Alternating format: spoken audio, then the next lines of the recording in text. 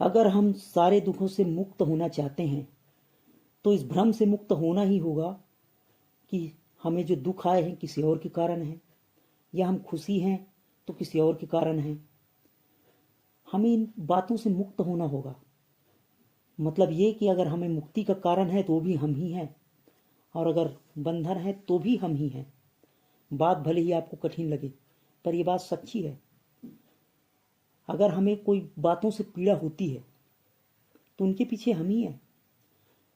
पहले तो आप समझो कि दुख हमें हुआ क्यों। इसमें मुख्य कारण वासना है। अब आपको समझना होगा ये वासना क्या है। 3 प्रकार की वासना होती है। अच्छे दिखने की, मतलब देह सुख की वासना, शरीर की जितने भी इंद्रियां हैं उन्हें पोषित करके आनंद लेने की वासना, यही देह वासना है। या अच्छे दिखना है या मान सम्मान पाना है तो ये संसार की वासना। और अगर थोड़ा भी हृदय शुद्ध हो जाए या गुरु की कृपा मिल जाए तो अच्छे शास्त्रों को पढ़ने की वासना। अब आप बोलेंगे कि शास्त्रों को पढ़ने से तो मुक्ति होगी, ज्ञान मिलेगा। जी नहीं, कोरी श्लोक को याद कर लेने से शांति नहीं मिलने वाली, बल्कि हमने अपने सर पे कुछ और बोझ उठा लिए, शास्त्रों की बोझ, जानकारियों की बोझ। हमें पीड़ा इसीलिए होती है कि हमने ज्ञान नहीं अज्ञान को उठा रखा है। पहला तो आप समझो संस्कार क्या है, वासना क्या है। चाहे आप संस्कार कहो चाहे वासना कहो, मतलब एक ही है।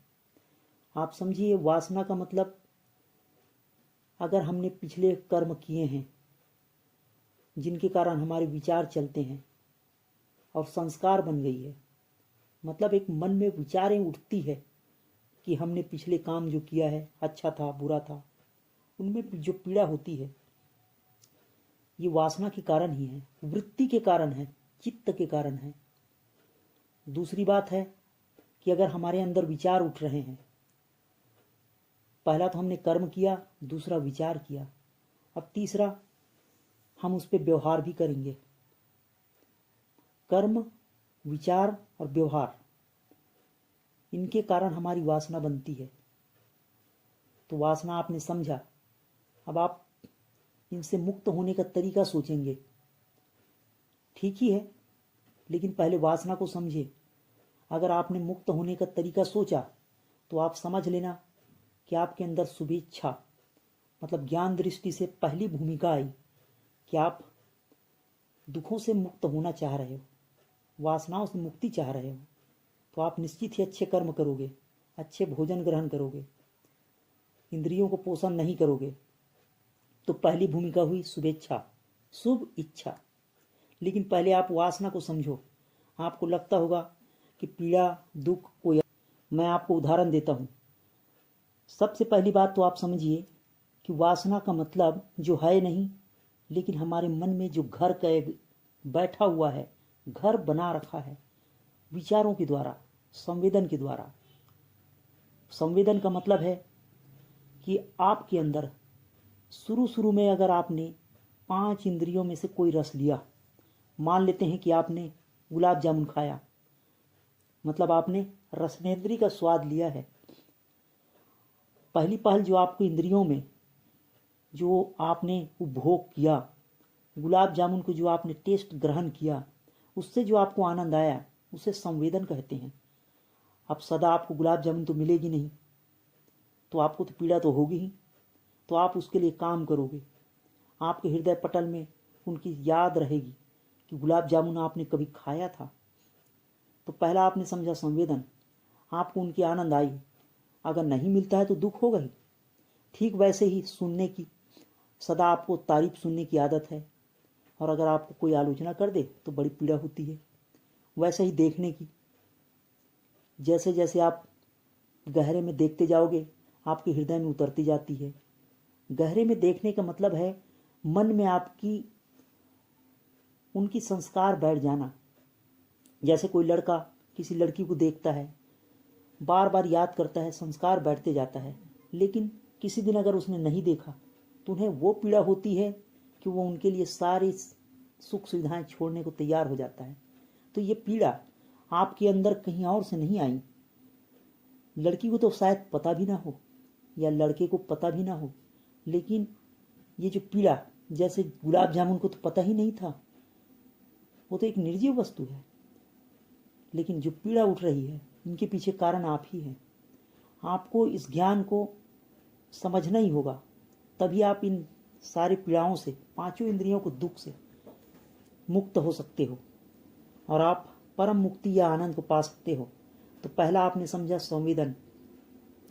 आपने गुलाब जामुन खाया, आपको रस आया था, लेकिन आप सब्जेक्ट है नहीं और आपको पीड़ा काफी गहरी होने लगेगी। अब ये इसे कहते हैं वासना, इसी का नाम है वासना। मतलब जो है नहीं और आपके हृदय में पूरी बैठी हुई है, पूरी तरह से घर बनाकर बैठा हुआ है। और अगर आप मुक्ति चाहते हो तो संभव ही नहीं।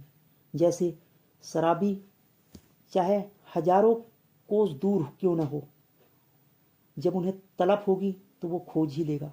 आपने कहावत सुनी भी होगी कि बराती को सबसे पहले शराब खाने का पता चल जाता है। मतलब जिनको जो वस्तु चाहिए होगा वो उनकी खोज कर ही लेता है। तो ठीक वैसे ही जब व्यक्ति बड़ी पीड़ा में होती है तो उनकी बार बार याद करके उनके लिए कर्म करेगा, विचार करेगा, उनकी खोज करेगा, चिंतित रहेगा, दुखी रहेगा और उन्हीं के लिए वो प्रयास करता रहेगा। और अगर शरीर छूट भी जाए तो शरीर तो निर्जीव हो गया, पंच तत्व विलीन हो जाएगा, अपने अपनी जगह स्थिर हो जाएंगे। तो ये आत्माएं भटकती क्यों है फिर? वास्तव में आत्मा नहीं भटकती, हमारे चित्त में जो संस्कार बैठ गए हैं उनके कारण हमारी जो इच्छा है यह भटकती है, जिसे जीव कहते हैं। और इस जो अंतिम समय में जो व्यक्ति जिस वासना के कारण पीड़ित है और जो अंतिम समय में ज़्यादा याद रहेगी, वही उसे पूरा करने के लिए परम सत्ता से वो जाएगा अपने सूक्ष्म इच्छाओं के कारण। और वो हो सकता है मांस खाने की इच्छा थी या शराब पीने की इच्छा थी, जुआ खेलने की इच्छा थी, तो जुआरी बन जाएगा। अब आप कहेंगे मरा व्यक्ति जुआरी कैसे बनेगा? ठीक वैसे ही जैसे बकरे को हरे घास की आदत है तो हरे घास को ढूंढेगा, वैसे ही जिन्हें मांस की आदत है मांसाहारी बन सकता है या ऐसे गर्भ में जाएगा। उनकी इच्छा रूपी संकल्प उन्हें उन्हीं गर्भ में लेके जाएगा। मुक्ति संभव ही नहीं। अच्छे कर्म किया है तो अच्छे जगह, बुरे कर्म किया है तो बुरी जगह। तो आपने समझा कि वासना हमारे कर्म से, विचार से और हमारे पिछले कर्म से और उनके कारण हम जो व्यवहार करते हैं उनसे बनती है वासना। शुरुआत में इसे संवेदन कहते हैं, फिर भावना कहते हैं, वासना कहलाती है। फिर अंतिम समय जो सबसे ज़्यादा तेज विचार होती है, तेज वासना, उन्हें कलना कहते हैं। और इन्हीं के कारण जीव भटकता रहता है। अच्छे कर्म कारण अच्छे लोकों में, बुरे कर्म कारण बुरे लोगों का अनुभव। तो इनसे मुक्ति का गीता में या सारे संतों ने या आपने जहाँ भी सुना होगा, सिर्फ इतना ही कहा गया है कि हमें इनसे मुक्त होना है। मुक्त का मतलब अब देखने की वासना है तो उन्हें के लिए हमें कम देखना होगा, खाने की वासना है तो सात्विक आहार लेना होगा। और ये सारी बातें हमारे मन में उठ रही है, मतलब मन को ही ठीक करना है, तन तो बाद में आती है। तो मन को अगर हमने निर्मल कर लिया मंत्र जप के द्वारा, ध्यान के द्वारा, और अगर हमारे बुद्धि में मलिनता है तो सत्संग के द्वारा। अब कुछ लोगों को तो ये बात समझ आ ही नहीं रही कि पीड़ा का कारण कोई और है। ये सबसे बड़ी भ्रम है। आप समझे कि दुख का कारण कोई और नहीं, हम ही हैं। आप कुछ दिन ये अभ्यास करके देखो, जैसा कि सारे लोगों ने, सारे संतों ने, सारे शास्त्रों ने बताया है। सात्विक आहार लो, पढ़ने योग्य शास्त्र है उन्हें ही पढ़ो, लेकिन याद रखो हृदय जैसे जैसे शुद्ध होगा तो हमें एक संस्कार और बढ़ जाती है। और ये वासना जो है 3 प्रकार की होती है। पहले तो हम पंच इंद्रियों की वासना, शरीर से अच्छे भोगने की वासना, इनसे अगर हम मुक्त हो जाएं तो लोक वाहवाही की वासना, ये उससे भी कठिन है कि हम अच्छे दिखते हैं, लोग हमारी तारीफ करें, हम लोगों की नज़रों में अच्छा बने। यह वासना से अगर मुक्त हो जाओ तो सबसे आखिरी वासना वो शास्त्र की वासना, क्योंकि आप स्वाध्याय तो करोगे ही, आपको जो अच्छा बनना है, वासना से मुक्त होना है, पीड़ा से मुक्ति होनी है, तो आप गीता पढ़ोगे, पंचदशी पढ़ोगे, रामायण पढ़ोगे, कुरान पढ़ोगे, बाइबिल पढ़ोगे, वेद पढ़ोगे। हो सकता है आपके गुरु या आपके जो मित्र है, जो बताने वाले हैं, वो आपको कोई और शास्त्र बता दें। और जितनी ज़्यादा जानकारी भरोगे, शास्त्रों से, जानकारियों से मुक्ति तो होती नहीं। शास्त्रों से आप वासना से मुक्त नहीं होगे, बल्कि आपने एक बोझ की जगह दूसरी बोझ और ले लिया, जिसे शास्त्र वासना कहते हैं। जैसे काफ़ी सारे पंडित जो जानकार हैं, वो पंडित, मैंने जातिवाद नहीं कहा, उनको ऐसा लगता है कि हमने गीता पढ़ रखा, किसी को लगता है कि हमें श्लोक याद है। जैसे मेरे शिविर में आते हैं, मैं कोई श्लोक याद तो कर रखा नहीं, तो लोगों को लगता है कि भाई इनको तो कुछ आ नहीं रहा, हम तो पूरे श्लोक जानते हैं। और उस बेचारों को हम क्या समझाएं, क्योंकि उनकी मन की अहंकार उन्हें ये बात से स्वीकार करने ही नहीं देती कि उनकी ये वासना है। बहुत ही ठेस पहुंचती है अगर डायरेक्ट इनडायरेक्ट उन्हें पता चल जाए कि हम उनके बारे में ऐसा सोच रहे हैं। पर अगर आपका हृदय शुद्ध है तो आप इस बात को समझोगे कि वासना ही दुख का कारण है। अंतिम है शास्त्र वासना, कि अगर आपने ढेर सारी शास्त्र पढ़ रखा है और आपने उनके वासना से मुक्त नहीं हुए, अहंकार से मुक्त नहीं हुए कि मैं बड़ा पढ़ंतु हूँ, बड़ा शास्त्र याद कर रखे हैं, तो आपको बड़ी पीड़ा होगी। क्योंकि उनके अंदर ये वासना है कि हमें कोई अच्छा कहे, हमने काफ़ी शास्त्र पढ़े हैं, हम तो काफ़ी ज्ञानी हैं। यह भी एक वासना ही है। मुक्ति का मतलब सारी इच्छाओं से, सारे कर्मों से, सारे संस्कारों से मुक्त हो जाना, मैं मेरे तेरे की भावना से मुक्त हो जाना। अब आप ये समझो कि अगर कोई व्यक्ति सारे कर्मों से मुक्त हो जाए तो कैसे भोजन करेगा, कैसे चलेगा, कैसे खाएगा। वासना से मुक्ति का मतलब काम को छोड़कर बैठ जाना नहीं है। वासना से मुक्ति का मतलब है कि हम कर्तापन से मुक्त हो जाएं, पुरुषार्थ से मुक्त नहीं होना है। वासना का मतलब है कि मैं बड़ा ज्ञानी हूँ, हो सकता है कि वो सब ज्ञानी ही हो, पर इन भावना से मुक्त रहेगा। और जिन्होंने कहा कि मैं तो सारे वासना से मुक्त हूँ, यह भी एक वासना ही है कि मुझे लोग अच्छा कहेंगे। जैसे काफ़ी सारे लोग लोगों को देखकर ही मंत्र जप करते हैं, पहले वो करते ही नहीं थे, लेकिन जैसे ही लोग आते हैं फिर से वो माला घुमाना चालू कर देते हैं। इसके अंदर छुपी है वासना कि लोग हमें भक्तड़ा कहें। तो वासना से मुक्ति का मतलब पुरुषार्थ से मुक्ति नहीं है। वासना से मुक्ति का मतलब है कि हमें देह को अच्छा बनाने का या संसार की वासना, संसार के पीछे भागने का, लोगों की नज़रों में हमें अच्छे दिखने का, कुछ कर गुजरने का करेगा तो ज्ञानी भी जो वासना से मुक्त है, पर वह स्वाभाविक करेगा। तीनों वासनाओं से जो मुक्त हो गया वो निश्चित ही मुक्त है। खाते हुए भी नहीं खाएगा, भोजन तो करेगा ही, पेट तो भरेगा ही।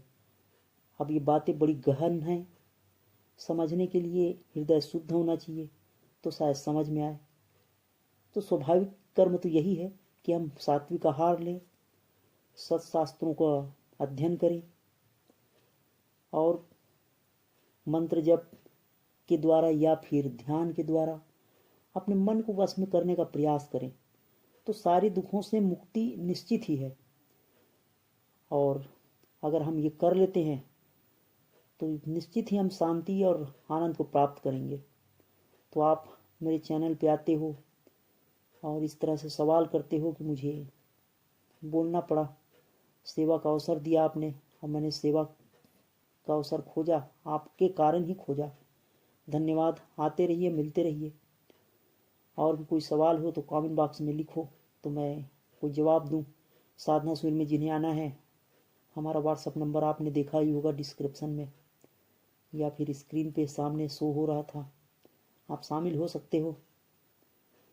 और हम ऐसे कुछ ध्यान की विधियाँ कराते हैं जिनसे आपको शांति मिले और आपकी इन पांचों इंद्रियों से, वासनाओं से मुक्ति मिले, बगैर सब्जेक्ट का आनंद आए, बगैर विषय के ही आप उस रस को ले पाओ। भले ही मैं आपको लंबी बातें बता रहा हूँ, पर है बड़ी काम की। जिन लोगों को पहले ही भागना था वो पहले ही भाग गए हैं, समझ में आई नहीं बात। उनका मानना था वासना मतलब गंदी बात। गंदी बात तो सब कुछ ही है, चाहे आप अच्छा कर्म करो चाहे बुरा कर्म करो। अच्छे कर्म की अच्छी वासना बनेगी, अच्छे संस्कार बनेंगे, और बुरे कर्म के बुरे संस्कार बनेंगे। तो अच्छे कर्म भी जंजीर ही है, भले ही सोने का ही या लोहे के बजाय चांदी का ही क्यों ना हो, सोने का क्यों ना हो, वह भी बंधन है। आपने गीता में पढ़ा ही होगा, नहीं पढ़ा है तो पढ़ सकते हो। धन्यवाद। सेवा का